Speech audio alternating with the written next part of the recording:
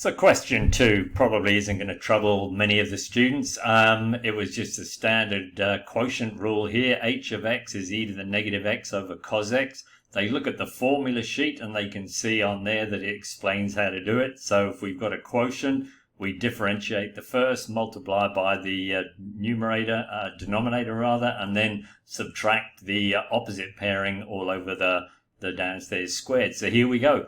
It's basically painting by numbers. We differentiate e to the negative x, negative e to the negative x, multiply it by the denominator cos x, minus we write down the numerator and multiply by the derivative of cos x, which is minus sin x, all over cos squared x. So I'm guessing first 2 marks come from there.